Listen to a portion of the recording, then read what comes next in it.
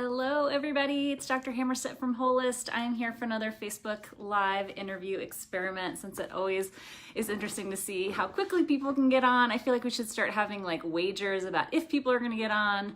Anyway, I'm here in Scottsdale, Arizona for the Brave Enough Conference for Physician Women in terms of leadership and empowerment and perseverance and support of each other. And I'm really excited about it. I also am an exhibitor here, and I have a few new products that I am going to be rolling out at this conference that we haven't offered before. That's the Lifestyle Medicine Consults. That's a physician consult with me virtually. It's a 75-minute call as well as a follow-up call and a 3-month step-by-step plan for lifestyle care for prevention and reversal of disease. The second one is a virtual fitness training consultation and 8-week program with support for personalized fitness programs from Kathy Adolph, who is an American College of Sports Medicine certified personal trainer, a holist coach, and all-around badass.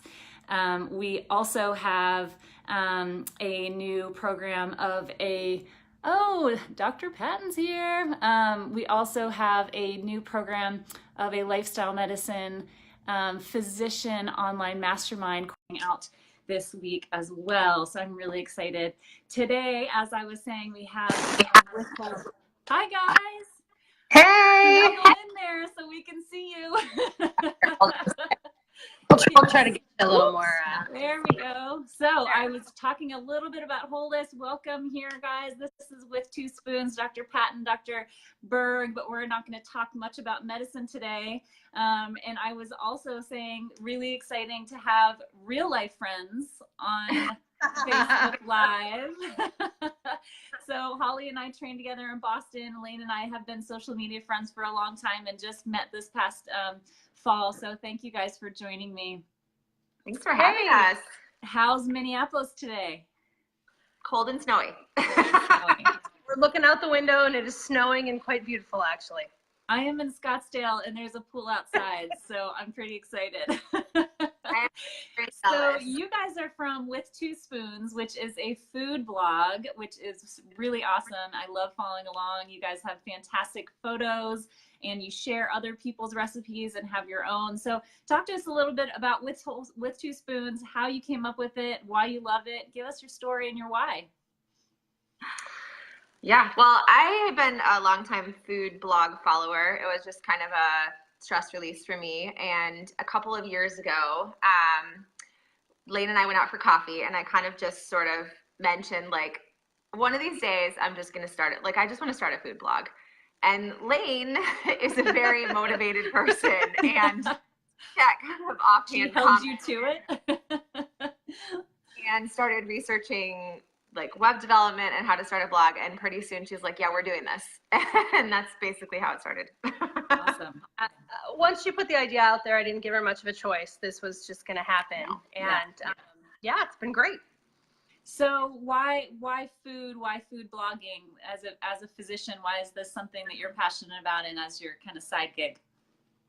So I think we're both kind of passionate about food for different reasons. I think both of us were having a little bit of burnout, and we won't talk a lot about that, but I think we both were realizing that in putting so much of ourselves into medicine, we were sort of losing our creative sides. And Holly is a writer, and she has done some editing. I am more of a reader and a researcher, but I think both of us really wanted a passion that would allow us to do things that were more creative. And this was a great way to do that with something that we both really loved, which is food. Food, yeah. I love food. I love to eat. I love reading about food. It's really, it's all good. It all comes together. We both read cookbooks like novels. Yeah. I recently brought a cookbook on my trip to Italy, which my husband thought was absolutely crazy, but I actually read it on the train. And you had the fat salt book with you too, didn't you? Didn't you, Lane? Didn't you have that fat salt book that I love so much as well? Favorites, and I read it on the train in Italy. That's awesome. So tell us a little bit about your process to blogging and like what you personally and professionally sort of get out of this. I think for me, it's very organic. I am not a huge like planner in terms of what I'm going to do. It often stems from I'm walking through the grocery store or I see something and I think like, what can I do with that? You know, like how can I make that something that I really want to like eat? And so then I'll just come home, I'll bring something home and tinker with it a little bit, or I'll see a recipe and I'll think, I kind of would like that, but maybe it'll be better with this. And so for me, it's really an outlet to be able to play around with something without kind of the fear of like, well, if this gets messed up, whatever, I burn a scone. You know what I mean? There's really, there's a lot of latitude in that we don't have in our careers. So for me, that's really fun. And then, you know, feeding my family too, just sort of how do I get them to eat different things and try different things. And I was vegetarian for a long time, and so I try to do a lot of that in my own home still, just to decrease my dependence on meat and be a little bit better for the earth and my body. And so I've tried to experiment with some more vegetarian stuff, and this has given me an excuse to do it. Yeah, totally. That's great. I think that, you know, it takes an amount of like confidence to be able to tinker or to be able to think that you're going to be able to create something like that. And some people are naturally going to be better at that, and some people aren't. My husband is the perfect example. Like he can just like walk in and look at whatever and just, well, you probably remember that from Boston, Holly. He just makes food, right? And me, I'm like more of a, like, I got to think about it and plan it. So for people who are more like me with the thinkers and the planners, like, do you guys have any, you know, tips for us for becoming, you know, more comfortable or anything you got? So I guess I can start with that one. I actually didn't learn to cook until I was out of residency and in attending, actually in working my full-time job. I fed my kids chicken nuggets and buttered noodles essentially, and didn't really see a problem with that until one of my colleagues asked me what kinds of things I fed my kids. And when I said that, she acted like I wasn't feeding my kids at all. Yeah. So then she made me her project, which was great because I love to be someone else's project. And she brought me recipes every shift, and I started just slowly but surely figuring out how to do sort of the basic techniques. So I think really just getting into the kitchen is so important. I mean, you can't get better until you try, and there's plenty of simple things you can do that you'll realize are just as good as any restaurant, and it's just really fun to try things out, like Holly said. I think it's just getting rid of like the fear a little bit. Like, who cares if it doesn't taste quite right? I mean, you're going to have another meal like later. You could eat something else. You could just eat it. And maybe it's not going to be perfect. I mean, it's just, it's letting go. You know, I always tell my 7-year-old, you know, let it roll right off you, know, like just stop worrying about it. Spoken like a true ER physician. Yeah. One thing that I did that helped me really learn to be less afraid in the kitchen is a couple of years ago, and this was before the blog, is I created I called it the 52 Weeks Project. And I told myself for 1 year I was going to make one new recipe a week. Didn't matter what it was. I just was going to try one new thing a week. And I figured even if I had a 30% success rate, I was going to wind up with at least like a dozen good new recipes. Awesome. That just took so much pressure off. And at the end of the year, I had a ton of new family favorites. And it gave me a lot of confidence to just sort of say like, okay, well, you really can't mess it up that badly. Yeah. That was the project that was going on when we decided to do the blog. She had done the 52 weeks. I had started doing a 52 weeks. And we just found that there was so much out there that we could make and that really was fun to try. I know so many friends are watching us. Hi. Yeah, I mean, so, and once you get like a few patterns, right, that you know, salty plus this, you know, or savory plus this, or a little bit of fat will do this, then you just have categories of things you can put together instead of having to be so wed to, you know, exactly what the recipe says and how much and how often. And because, you know, then it gets expensive, right? You get afraid because you don't have the right thing. You don't know how to, you know, you don't know how to substitute it, and you got to go to the store, and then you get like 6 other things while you're there you didn't need. I mean, it's simple. I mean, you don't have to make like gourmet 8-course meals, although we actually have started doing that with a group of our friends. But our every night food is simple. It's easy things, stuff that doesn't take long to make. Yeah. So one thing I do want to talk a little bit about plant-based eating because Holly brought it up, but One thing that I always tell my coaching clients around lifestyle is that, of course, it's planning, right? You have to plan ahead in order to make sure, because you never make the right decision at the time, right? You're always going to make a better decision ahead of time. So, you plan out your week, but that doesn't mean you need to make, a plan for a recipe, 2 meals a day. It means that you can batch cook a whole bunch of stuff, put a whole bunch of things in the refrigerator in glass containers you can see through, and you grab a vegetable and you grab a protein, you grab something else, put some spices in, and you eat it, right? So while food blogging is beautiful and your recipes are beautiful, in real life, we just shouldn't be so scared it has to always look like Instagram, right? Right. 100%. Yeah. My favorite thing to eat, and I eat pretty much every day, is my husband calls it the garbage bowl salad, because I have a really big bowl and I just take like a handful of, like today it was spinach because, romaine. Yeah. And whatever veggies I have chopped up in my fridge, and I dump them in a bowl, and I usually add like some nuts. Pistachios are my favorite, and a little like olive oil, some vinegar, salt and pepper, and I'm done. And it's great. Yeah. So I do something similar, but because I always pack a cooler with me for work, is that I use one of the tall, thin mason jars and put my salad in that, and then can screw the thing on, and then I can just bring a little salad dressing and put it out onto a plate when I'm there. It's much more, it stays fresh, and you can mix it all up too, right? So let's talk a little bit about plant-based. So I'm a lifestyle medicine physician as well as emergency medicine. We have tons of evidence that being plant-based is better for, prevention of disease and reversal of some diseases, coronary artery disease, prostate cancer, and also diabetes are kind of the best evidence.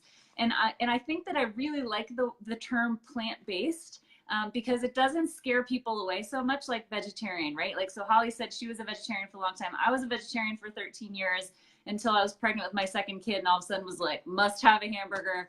So if that kid gets to college and tells me that he's a vegetarian, I'm going to be like, no, you're certainly not. But anyway, so I think it's important to realize that you can be plant-based and still have some meat here and there, right? So we're not taking anything away. And that's kind of my holist approach, is like, this is real life. Let's be real. Let's make the best choices that we can and make progress. I kind of gave one of my tips about putting the different foods in the refrigerator that you can grab. We just talked about salads on the go. What for cooking meals for your family, Holly, maybe talk to us about being plant-based that way. Yeah, so we try really hard to do meatless Mondays, just as like a way to kind of set that up. And we're not perfect about it at all. Yeah. But I have kind of some easy, like make ahead plant-based meals that I just know my kids like, I know my husband likes, and those on the weekend, stuffed peppers are one of my all-time favorite things. Quinoa, spinach, some tomato sauce, a little bit in it. And I'm not vegan, so I do dairy, but a little bit of cheese, and it's so easy, and my kids gobble it up. And big salads are really easy. I love to do things with obviously grains and legumes, things like that. Soups this time of year are awesome. I have been a big fan of vegetarian or plant-based chilies. Really use like mushrooms to bulk things up a little bit.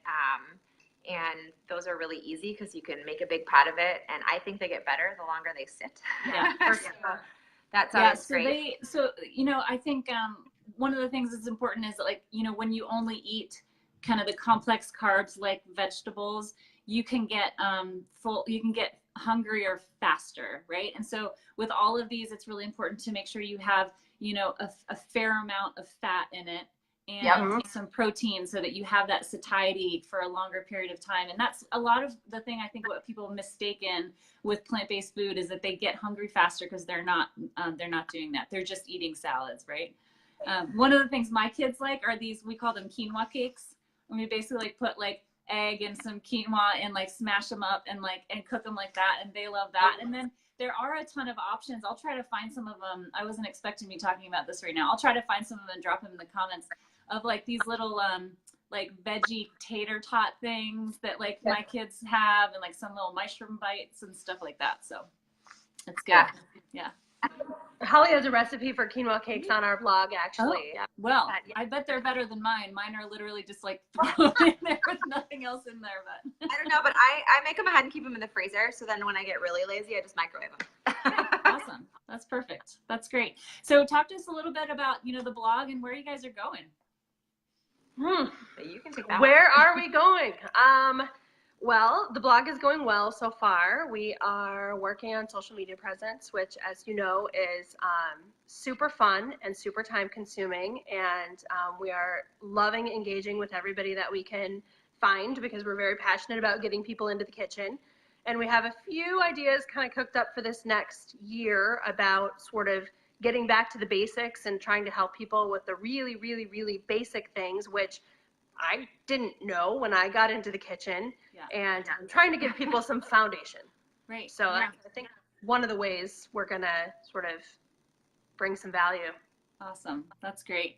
So, I started out my company with the idea of a coordination company where we're going to pull together teams of alternative and conventional practitioners into coordinated care so that one patient can have, you know, all sorts of different providers that are able to amplify each other's results. And so we're still working on that big picture. In the meantime, the weight wellness program is up and going. We just had a huge Black Friday and Cyber Sunday deal, which was really fun. And we, I'm just, as I was saying at the beginning of this call, have a new virtual fitness trainer 8-week program. Our Kathy Adolph Holis coach, who is my personal trainer, and she's awesome and kicks my ass every week. And so I'm trying to offer her to everybody else. Yeah. Also have a lifestyle medicine professionals mastermind online course that's launching that I'm going to be announcing this week at Brave Enough here in Scottsdale, Arizona. So stay tuned. Get to enjoy the sun. You're stalled out a little bit. There you go. There we are. Good. So let us know where we can find you on social media and online, please. Yeah, so our blog is with2spoons.com. We can be found on Facebook at With Two Spoons. We are also on Pinterest, Instagram, and Twitter, all at With Two Spoons. And you can link to all of them from the blog, and we'd love to have you follow us. Awesome. Great. So when we're done, please drop anything into the comments that you'd like us to know, any tips, link to the blog, anything you've got. And it was really awesome to see you guys in real life, yet through a little tiny phone. So great to see you, Heather. It's been far too long, but I'm really glad I know. do this. I'm excited for Holist and everything you're doing. Can't wait to follow along. And it just goes to show what a small world it is. It is. It is when indeed. I didn't know you were friends with her, and just such a small world. It is. It is. All right, guys, take care. Happy Wellness Wednesday. Friends. Bye. enjoy the sun.